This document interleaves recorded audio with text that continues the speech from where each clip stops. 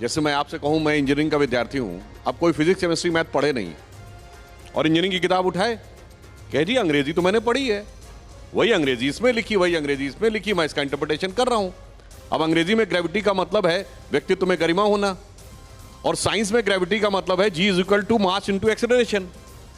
अब समस्या क्या है कि बगैर समझे हुए, मैं विनम्रता से कहना चाहता हूं, जितने भी ये तथाकथित वामपंथी हैं, इसमें से किसी ने वैदिक गुरुकुल में शिक्षा लेने के बाद वेदों पर टिप्पणी की हो तो मैं पूछने को तैयार हूं। और तो और छोड़िए, इनमें से किसी को वैदिक व्याकरण की संस्कृति नहीं पड़ी है। देखिए, लौकिक संस्कृत का व्याकरण अलग है, वैदिक संस्कृत का व्याकरण अलग है। मैं एग्जाम्पल देना चाहता हूं। मकर संक्रांति का पर्व है।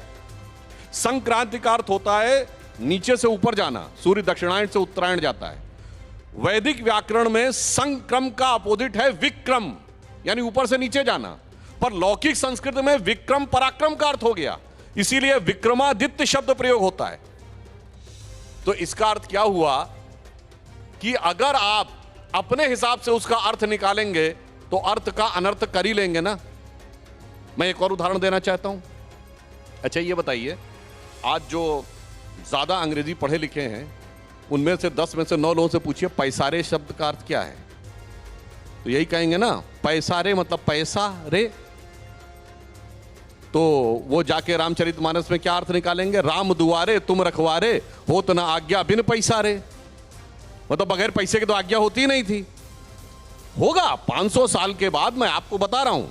ये भाषाई वैमनस्य पैदा करके जैसे क्षेत्रीय भाषाओं को समाप्त किया जा रहा है, अंग्रेजी पढ़ के संस्कृत पढ़ी जा रही है। जब अंग्रेजी पढ़ के अवधि पढ़ी जाएगी 500 साल के बाद, तो कहा जाएगा पैसा रे का अर्थ यही पैसा रे था, और देखो ये भी प्रमाण है कि राम के काल में भी पैसा देने के बाद ही गवर्नमेंट ऑर्डर निकलता था। ऐसे ऐसे एब्सर्ड बातें करने का प्रयास। और अंत में एक बात विनम्रता से कहूंगा, सिर्फ हिंदू धर्म में यह है, इस्लाम में बताइए, मुफ्ती मुकर्रम बारी मौलवी किसी की हैसियत है उसके अलावा कोई कुछ बोल दे। क्रिश्चियनिटी में आर्क बिशप कार्डिनल फादर किसी की हैसियत है कोई बोल दे। जो लोग बैठे हमारे विरोध में, मैं हैसियत शब्द का प्रयोग कर रहा हूं। अगर हैसियत है तो बोल के दिखाएं, मगर यहां पर कोई भी बोलेगा, कुछ भी बोलेगा, बगैर पढ़े लिखे बोलेगा, जानकारी के बगैर बोलेगा। मैं एक सुनवा रहा हूं आपको। Wherever you find a kafir, into bracket Hindus, wherever you find a kafir, you kill them.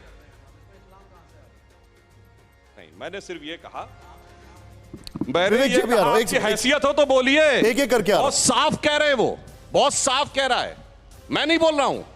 इनके लोगों के द्वारा संज्ञा प्राप्त शांति का मसीहा जाकिर नायक कुरान की एक आयत को उद्धृत करते हुए कह रहा है, और कह रहा है wherever you find काफिर, स्कोप नहीं छोड़ा इंटरप्रिटेशन का, इन A bracket Hindus kill them. बोलिए, अच्छा ठीक है, बोलिए, औकात है किसी की? लेकिन